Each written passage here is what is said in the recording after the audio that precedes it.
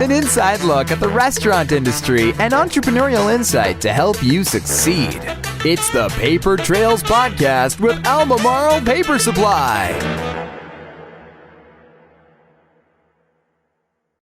What's going on, guys? How are you?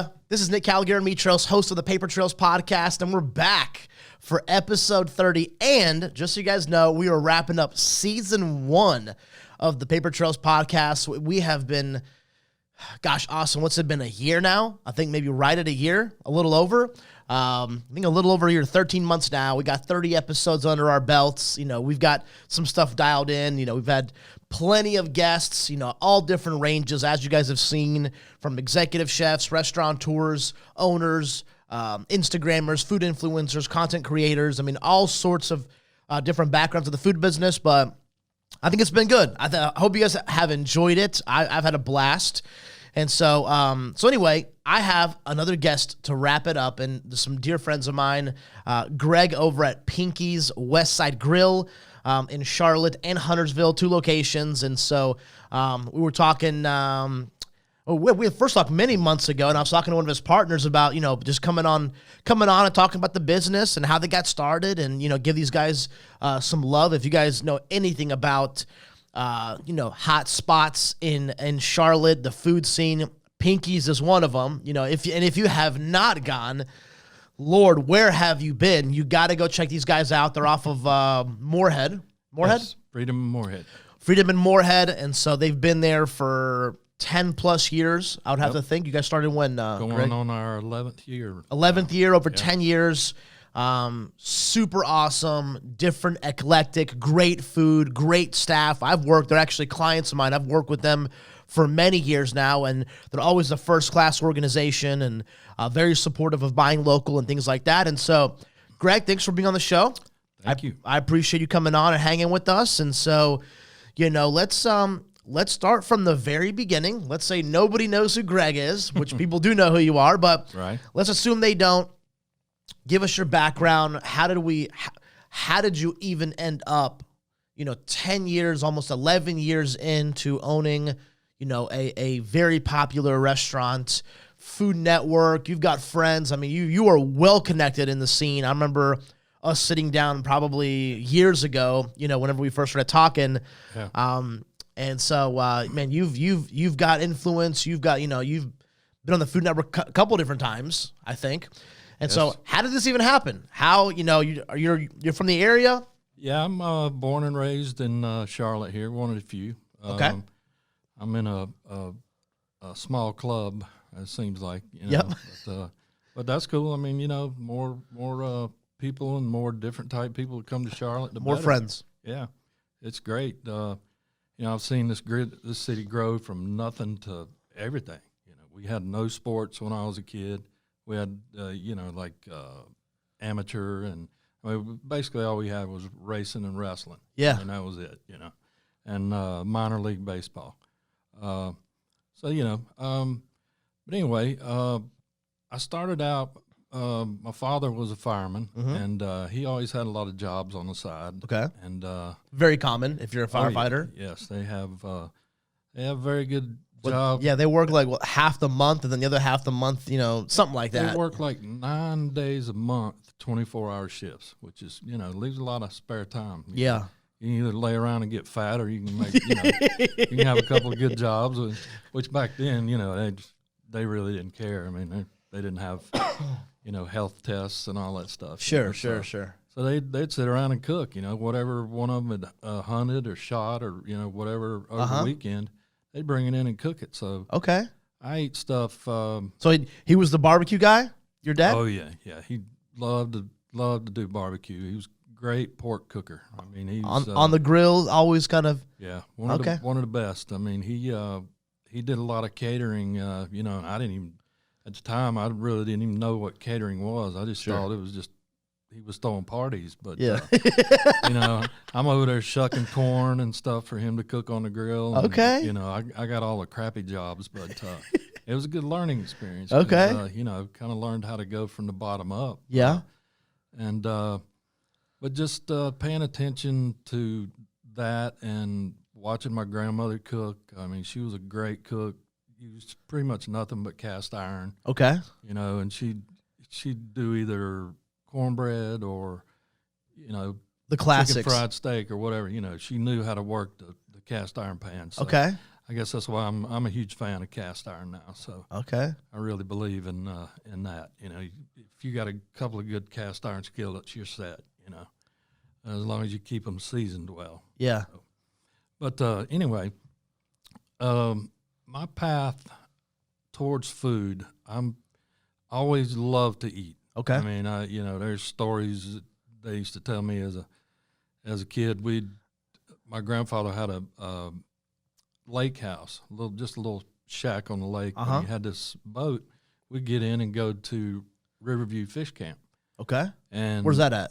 That's it's down on Lake Wiley. Okay. Right off Wilkes Boulevard. It's South Charlotte. Okay. Yeah, and it's not there anymore. They've closed. But it was a fantastic place. It was there for probably 60 years or so. Oh wow. But, a staple really, sounds like. Really, yeah, it was really good. It was kind of like the ranch house, steakhouse, places like that have been there forever. And it just you know, I guess Charlotte outgrew the fish camps because you don't see those much anymore. Yeah. But they would always tell me that as soon as we'd pull off the dock, I was like, "Are we there yet? Are we there yet?" You know. So I've about 20 years ago, I lost about 80 pounds, and I've managed to keep it off. Good for you.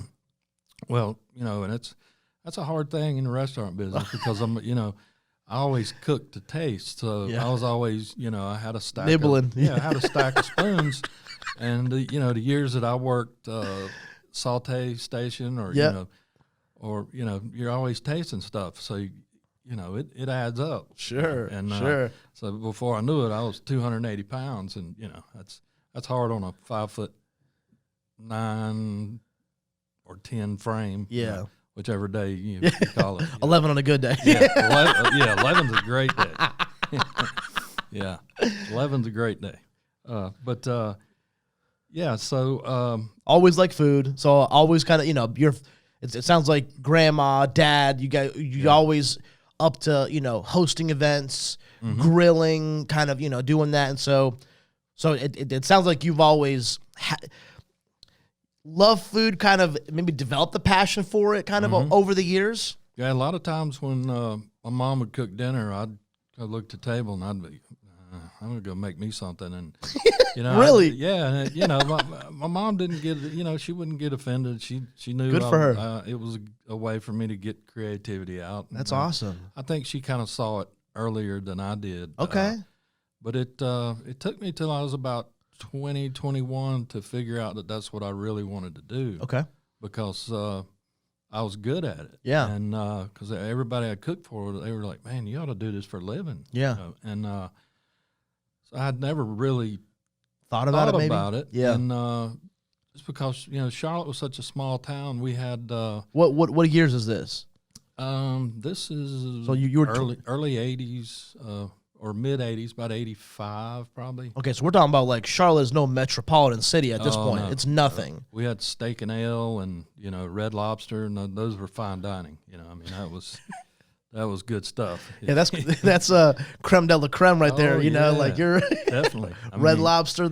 Oh yeah, that's funny. That's and in my quest to kind of conquer the restaurant world, I wanted to learn as much as I could. Good for you. And so I took a bartending class. Okay. And ended up bartending at Red Lobster. Okay. So, and it was on Freedom Drive. In the middle 80s. So that was the spot to go if anything special happened. Red Lobster. So, is that where you cut your teeth and learned a lot about? Was that where you learned more about the bar business or the restaurant business? More about the bar business. Okay. I slung a lot of pina coladas.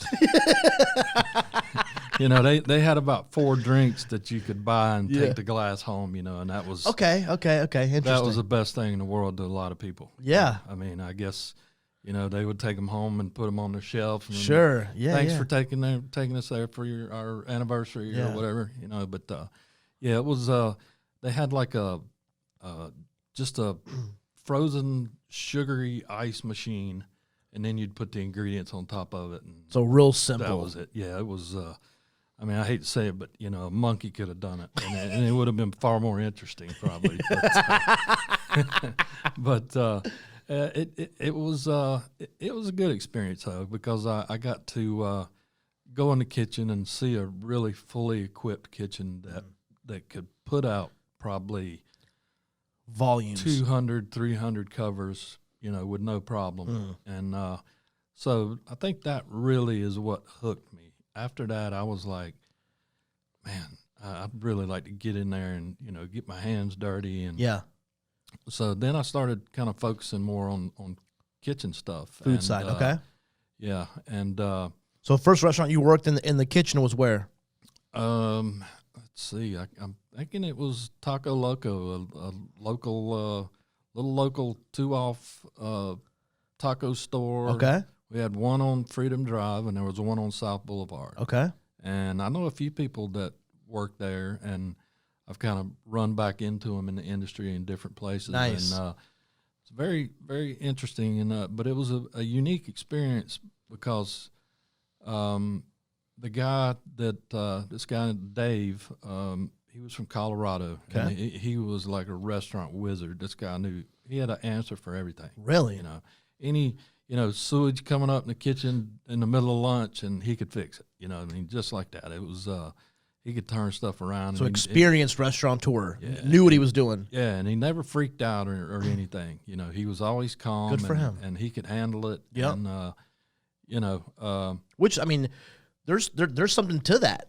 I mean, just to give kind of some thought process on that. My thoughts on that is, when you are a leader of a business, when you're a manager, it doesn't matter if you own it or not. Stuff's gonna happen. Yeah. Emergencies. Stuff is gonna happen. The internet's going to go down. Your credit card machine's not working. The POS system, you're out of to-go box. Something is bound to happen. Obviously, you do every measure you can to prevent that, but how do you handle that? yeah, Are you emotionally stable? Are you sound? Are you solid? Or or is hell breaking loose and you're so good for is Dave. Good for Dave, man. And I'm sure that made an impression on you, seeing that years ago as a young, aspiring restaurateur. You're like, okay, I see how this guy's handling, situations.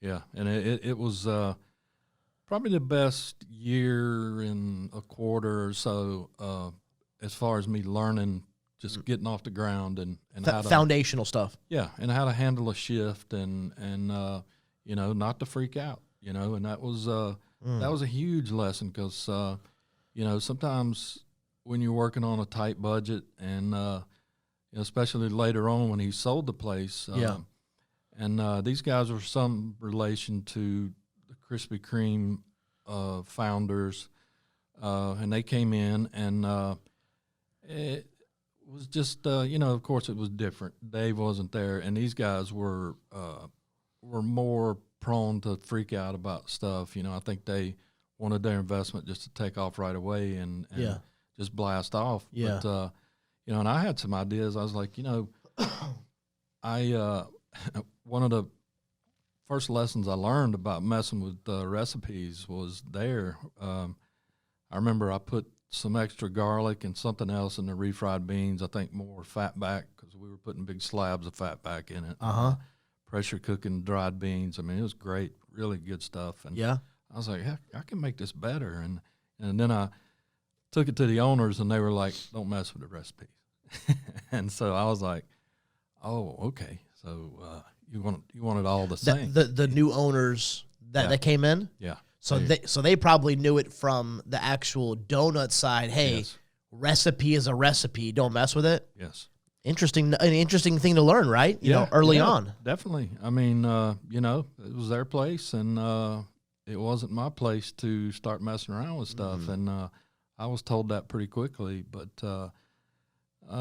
it just the rebellious side of me was like, one day I'm gonna make my own beans. I'll show you. I want to make my own beans. I'm gonna make them twice as good. Yeah, they're going to be better than the ones you taste. More fat back and garlic. Yes, yes. That's hilarious. Two favorite ingredients. I love that. Yeah, but that was a good lesson early on, though. I made sure to get clearance from then on out. Anything I did differently. All right, so you're there for a little over a year. You know, the restaurant gets sold. You know, new ownership. I'm assuming you leave there shortly after, probably. Yeah, I left there, and then where does Greg land after that? After Taco Loco? After that, I had a hot dog cart. Interestingly enough, they, of course, your own. Yeah. So that was your first experience of entrepreneurship. Yes, when I was. How did that happen?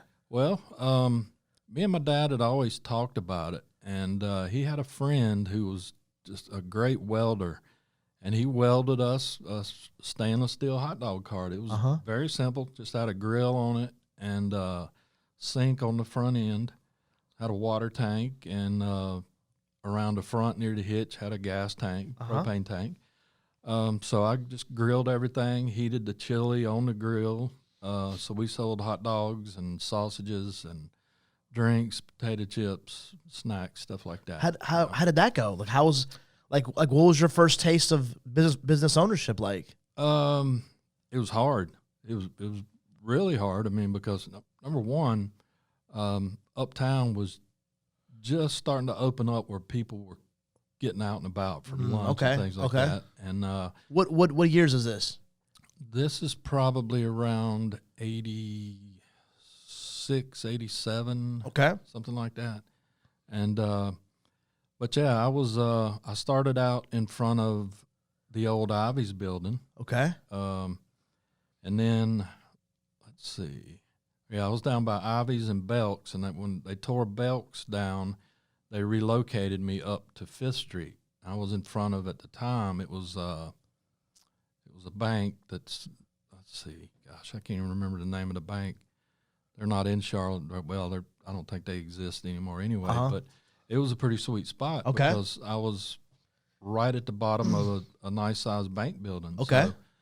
So, one perk to it was, you did learn that there were some beautiful girls in Charlotte. That was one of the advantages. And nice. So a lot of that repeat business, that was very welcome. And, and they were always like, oh, I don't know if I ought to eat this. And I'm like, here, eat. Put extra on it. Here, yeah, eat. there we go. It's not going to hurt you. Yeah, don't worry. But made a lot of friends in that building and in the Nice. surrounding areas. And then other carts started coming in. And what they did was they had like a pool they put you in. And then they assigned you a spot according to what they drew. Oh, so they told you where to go. Yeah, they told us where to go. And, in the beginning, I was like, cool, man, I'm gonna go at the corner trade and trying, Yeah. And at the time, this guy that had a bigger cart, and he had quite a few other things, so he was on trade and trying. I guess they figured he was a better fit because he had more stuff. But eventually, we had a falafel stand that came, which I thought was fantastic because they were right across the street from me. Nice. And I love falafels, so just about every day I ate falafels. Nice. But, I thought at the time, I was like, man, what a nice growth. I mean, we've got international food on the street in Charlotte. It's kind of like early version of food trucks. Yes. Like late 80s. Yes. Different styles of food. You're in Uptown. Yeah. That's cool. What did you learn from that? How long did you have the cart for? I had the cart for about 2.5 years. I think about 2.5 years. Okay. And what'd you learn from that? Like that first experience of, doing your own thing. I'm sure you learned the money side. I mean, inventory, buying products. I mean, presentation. What was some of the first things that you got from that? Making sure that you make enough money and keep enough money to keep your inventory up so you can keep going.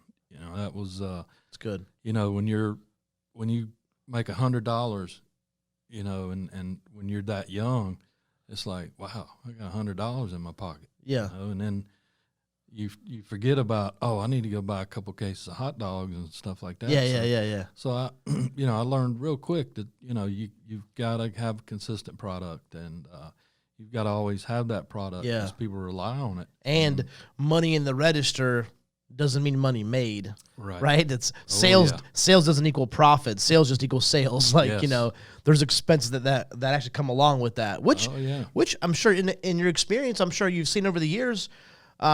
That's what actually, you know, I think stifles a lot of people in restaurants, especially. It does. You know, take too much money, maybe pay yourself a little too much up front. You're not investing back in the business. You're not. I mean, I just noticed that you guys at Pinky's off of Moorhead, you guys just fixed your patio. Yeah. Like an actual. I mean, that's enclosed. That's not free.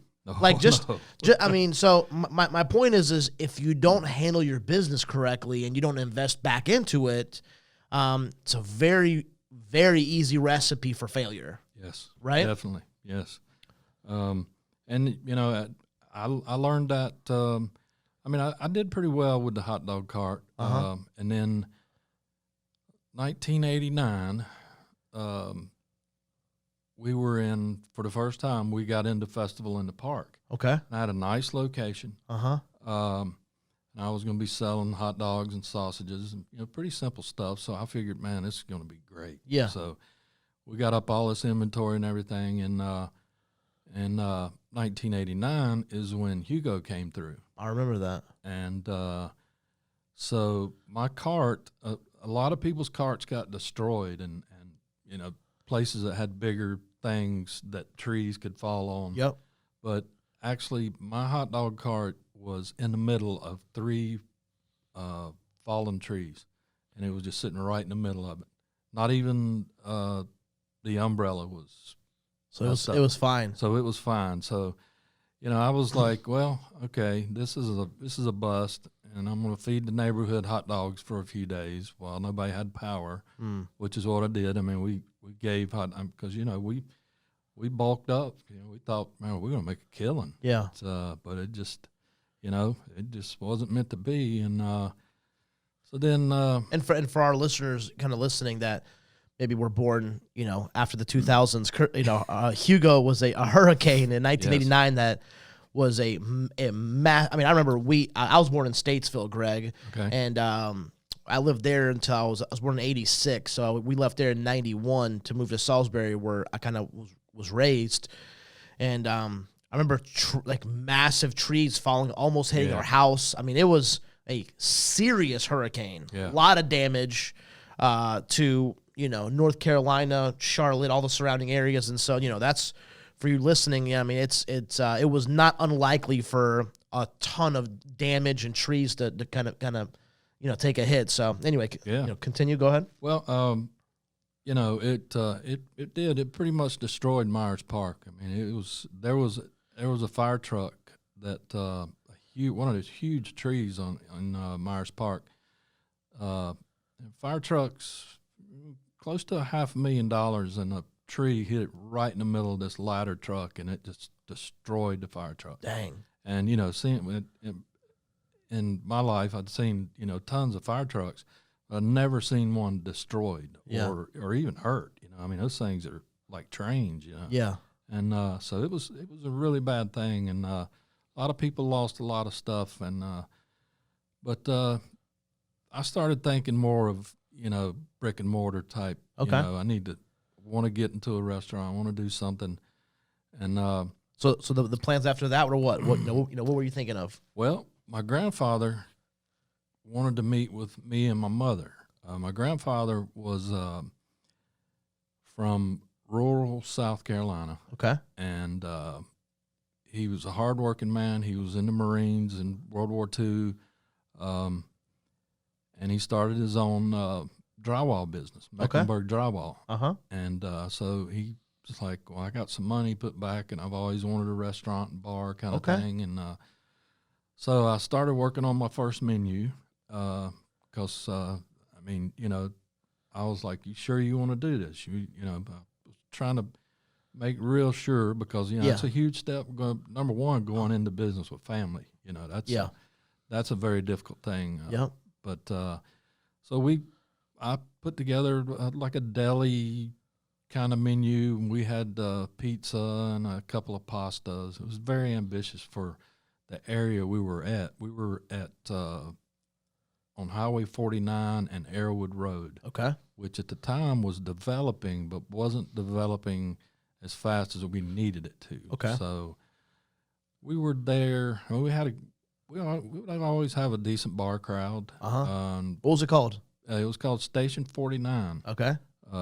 And we let's see, we were there about 2.5 years, something like that. My grandfather was like a lot of people, they think you open a restaurant, your profits are going to just start coming in right away. Sure. You're going to pay your loans back, and everything's going to be fine, and you're going to make a ton of money, and that's not true. And It's more of a grind. Yep. yeah, it's what you put into it, and That's why when people say things like, "Yeah, man, I want to open up a restaurant," I'm like, "Are you sure?" Yeah. Like you've just you have a life savings of $89,000 and you're about to invest it. What?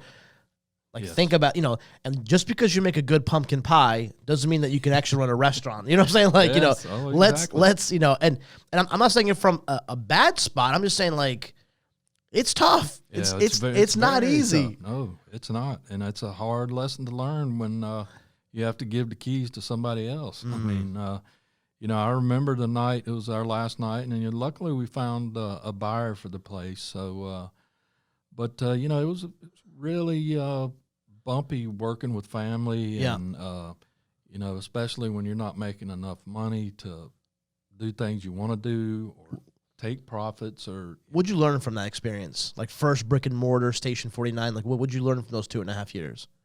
I learned the value of having operating capital. Okay.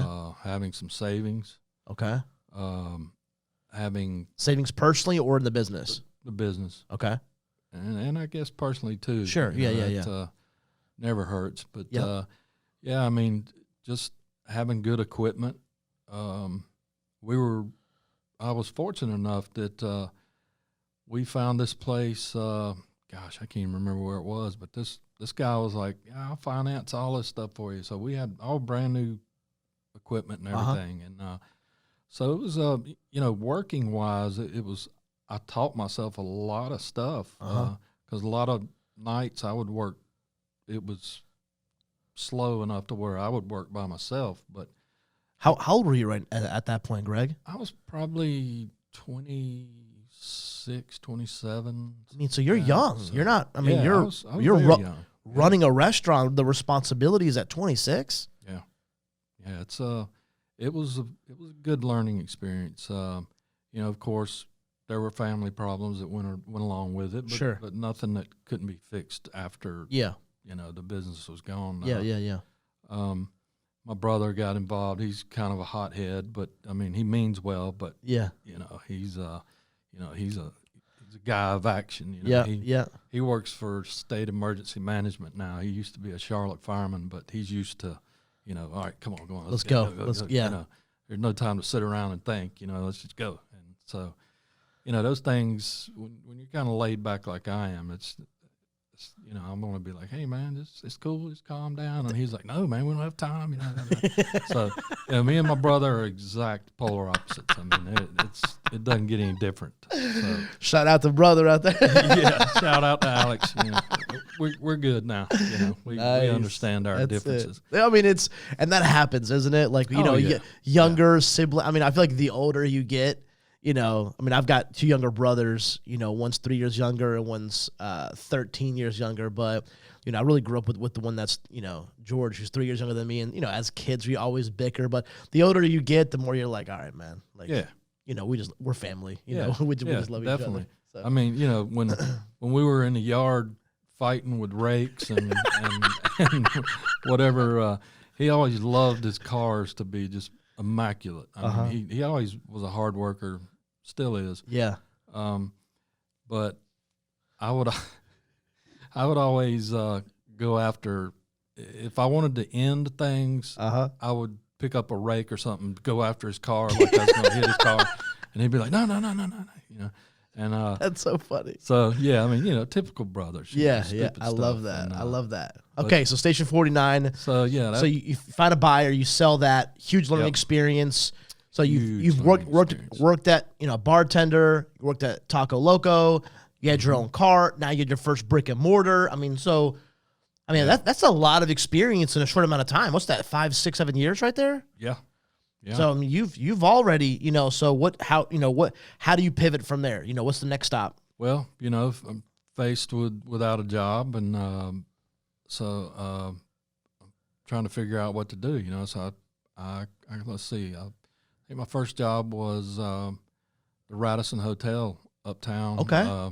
Which is I don't think it's there anymore, but I got a job there as a banquet chef. Okay. So I went in at 5 o'clock in the morning and set up the breakfast bar. Okay.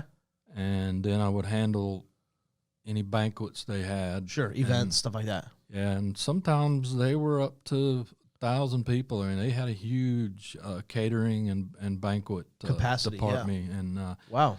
so yeah, and a lot of time I didn't have enough help, and it was just a beast of a job. And a lot of times I didn't get off till 11 or 12 at night. Wow.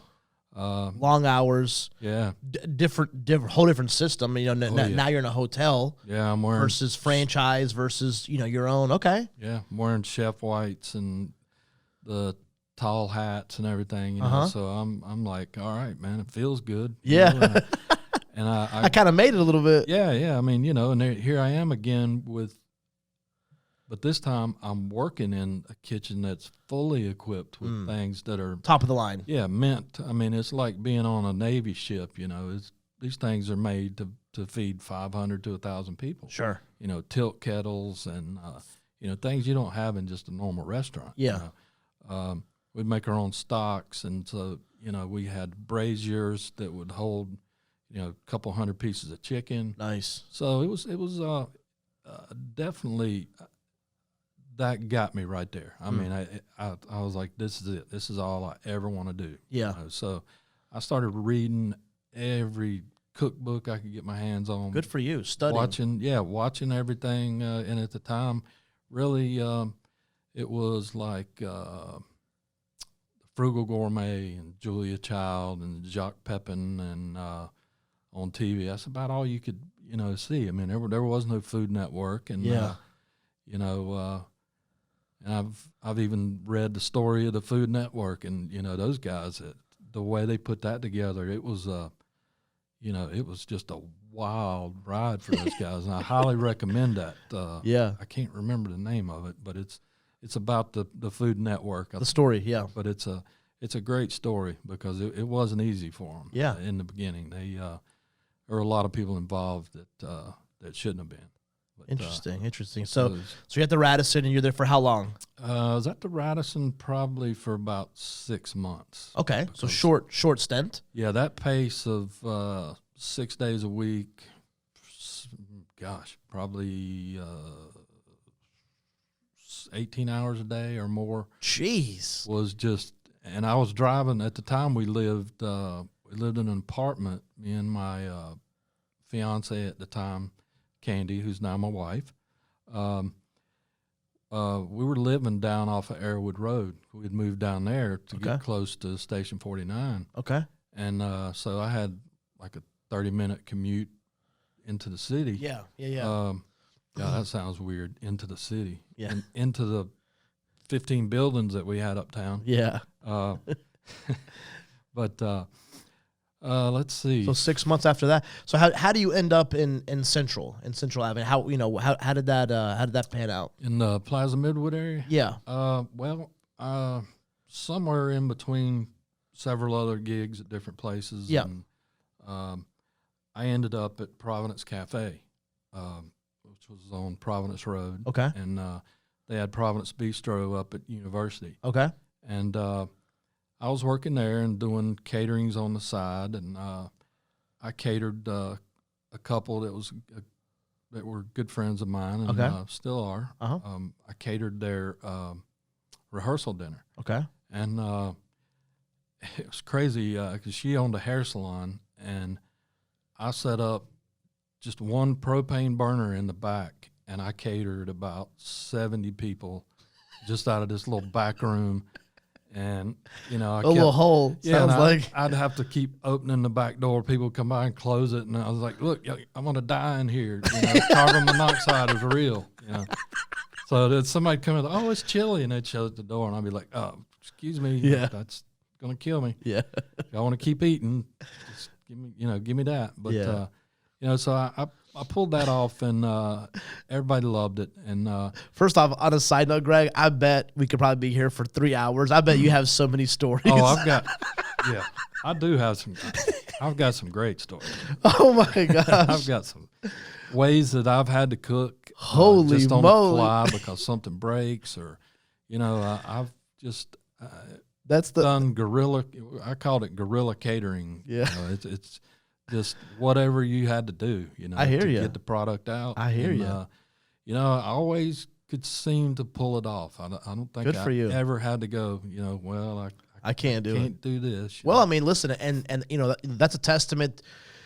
I feel like that's what winners do. You just figure it out, right? So, like, I don't know, whoever's listening to this, you know, I mean, learn from these stories because, I mean, it's yes, they're funny and it's humorous and, like, you know, we're laughing about it, but it's like there's a little thread of what it takes to succeed in there. Yeah. You have to, I mean, it's not going to end up like the Food Network story. It's not going to end up exactly the story's not going to be, success isn't a straight line. It is Definitely. zigzag. I mean, you're it's getting off the interstate, hopping back on, you know, delays, distractions. And so there's something to that though. So, Yeah, definitely. so I know off air, we were talking a little bit about, so the Penguin, is that what really puts you on the map? Is that kind of the first, you know, tell us about that. How did that happen? And, you know, that was in Plaza Midwood, right? Mm-hmm. Yeah. We were, let's see, we'd been open about 5 years, I think. 5, 6 years. And, of course, still, let's see, I think we had gotten the Food Network here in Charlotte on cable about 2 years before that. Okay. Before that, I would only get to see it like if we went on vacation. Myrtle Beach would have it in the hotels. Okay. And stuff, you know, and I thought I was living it up. You know, I'm watching the Food Network. You know. I know who Emerald is. You know. Yeah. But actually, you know, I'm a big fan of Emerald. He really put a lot of things on the map. Nice. Food Network being one of them. I mean, Good for him. we would always go to New Orleans and for Halloween, me and my wife. Yeah. And I would always look in the kitchens and all. And I remember one time at K-Paul's, I was looking in the back window trying to take a picture, and the guy motioned for me to come in the kitchen. Uh-huh. And so I just stood there and watched him. You know, this guy had like 12 saute pans going, and I mean, they were just killing it. Wow. And, you know, there again is it's like another hook in my mouth. There again, I started buying up books on Saute. Louisiana cooking and, Nice. and, you know, just trying to get different forms of cooking. And, Nice. but all these things I stored in my head. And before, little quick story here, before I went to the Penguin, Yep. I ran the kitchen in a place called Alexander Michael's up in Fourth Ward, uptown. Okay. And I ran the kitchen up there for about 5 years.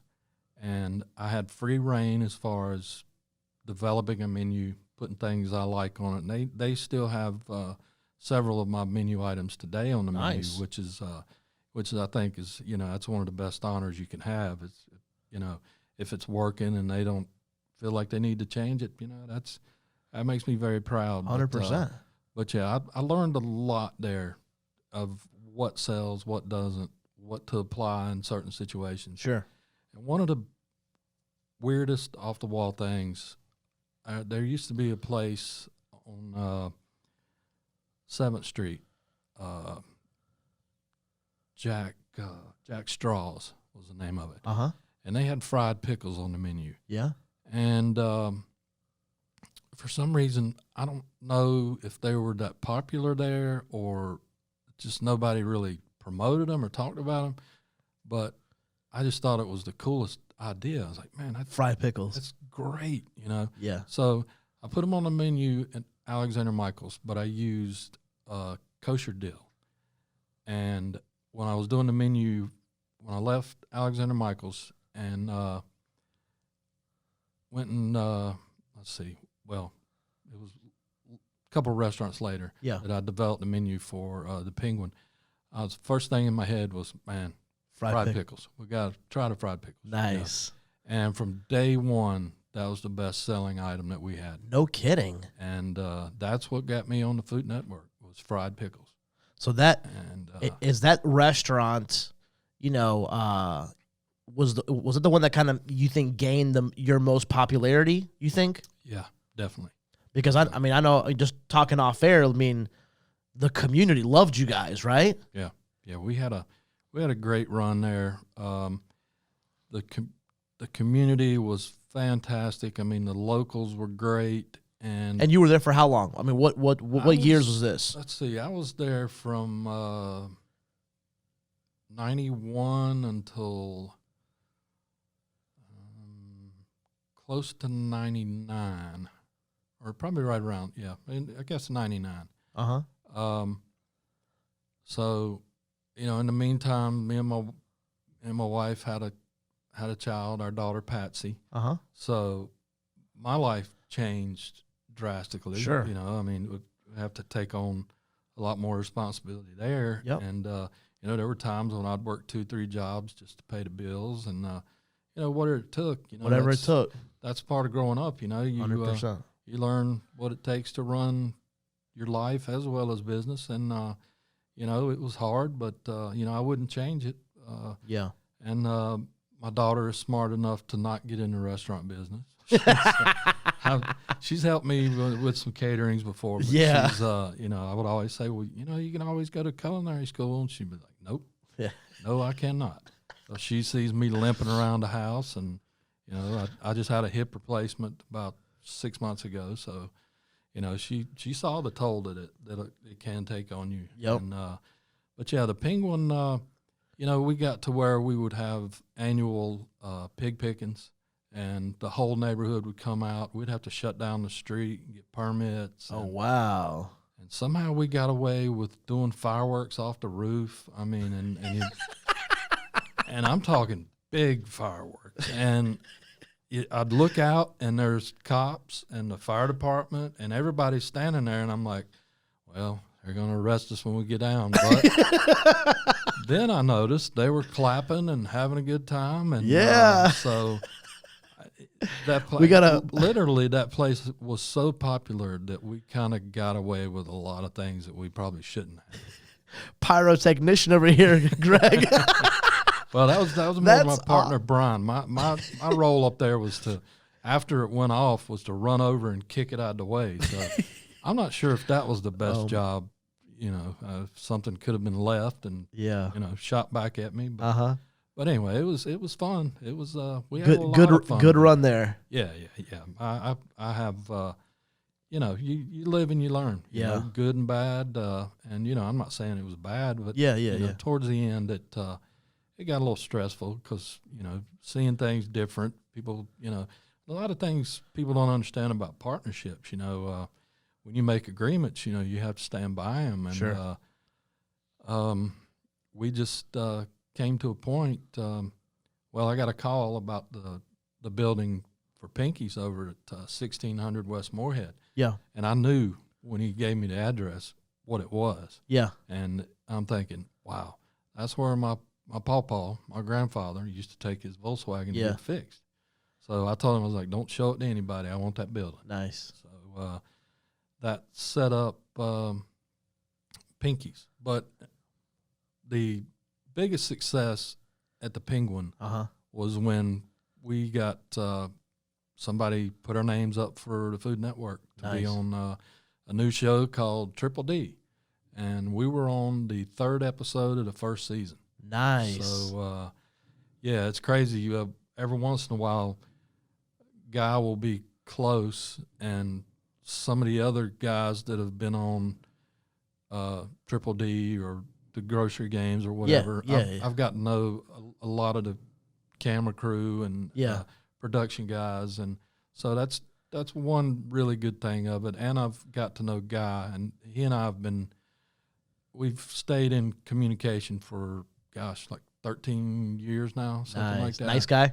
He's fantastic. Just any question I've ever had, he's never let me down. That's awesome. He's just a great source of, if anything, motivation. That's awesome. Here's a guy who, just had this explosive personality and is a fantastic chef. Yeah. And put those two together, and his friends talked him into going and trying out for this Food Network thing. And good for him. Boom. He took over from Emerald. Emerald retired, and Guy became the face of the Food Network. I love that. I love that. That's a great success story too. He's had network TV. He's pretty much done. He's everywhere. All. Yeah, he's everywhere. Yeah, I was watching TV the other night, and he's on a Hawaiian bread commercial. That's awesome. Well, let's do this. Let's kind of wrap up. I mean, what are some general thoughts, suggestions, tips for people out here, Greg? That you've had a wealth of experiences, stories, relationships, ventures. What's say someone's got an idea, they're young, even if they've been in the game for a while, and they want to do their own thing, or what are just some life tips, successful tips that from your experiences you can suggest to these guys? Well, 30 years I've worked with a lot of people who can manage to go out and party, stay up all night, and then come in and make it through the shift and all. But, after a little while, that starts getting old. You can start noticing it in people coming out. And, if you want to be part of a serious kitchen brigade, which is, kind of like the way they look at it in France and a lot of Europe and all is, you just got to take it serious. You can't just be like, oh, I'm just cooking this, whatever, That's a good point. And, you've got to be prepared for what you're expected to do, because, you're working with a product that has a lifespan. First off, you got to get rid of it. You got to, and, preferably with a profit. Yep. So, whether it's you or you're working for somebody, once you get in that practice of making sure everything can be profitable, I think that's the best spot you can be in, is knowing what your cost of everything is, especially your labor. I think that's the best position you can be in, is, if you have to write it down, every week or every day, I got so many people, so many hours. Yeah. And know when to cut people. Yeah. You got to stay on top of payroll. But that's the most important thing, is, knowing that you're putting out good food. Yep. Being in control of your finances. Have a little setback in case a cooler goes down. Yep. Last week, I think we had 3 coolers go down between the 2 stores. It happens. 200 here, 300 there, 1,000 there. Yep. It adds up, and yep. It's it can break you. Yep, 100%. My dad just bought a new sandwich unit for his restaurant, $2,200 or something like that. Yeah. I was like, dang. Yeah. But Greg, I appreciate this, man. This was awesome. Hey, thank you. This was awesome. Listen, if you guys have not gone to Pinky's, man, you are missing out. These guys have excellent food. I've eaten there. I feel like I always eat the same. Actually, you know what? I think Andy, your business partner, told me to eat the turkey sandwich one time, which was fantastic. Yeah. But I usually eat the Greek pita with chicken. Yes. Love it. One of my favorites. The olives, the cheese, pita bread. Listen, I'm Greek. I gotta have some of the. But and I even had. I went. I'm sorry to interrupt you. You're good. Researching this thing, I went and met with an Israeli chef and learned how to make real falafel. So nice. our falafel is homemade. So nice. That's how deep I went into this menu. So I love it. Guys, this was incredible. Appreciate you coming on, Greg, and sharing with us. Awesome. I think there's, like I said, I feel like we literally could be here for 2 more hours. I'm not even kidding.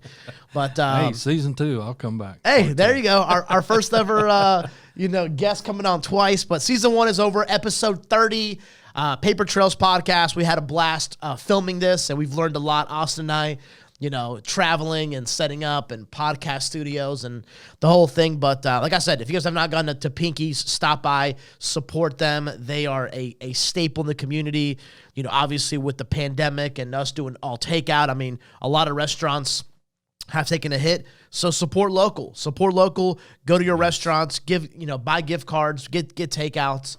And we will see you guys on the next episode on season 2. Thank you guys so much. Have an awesome rest of your day.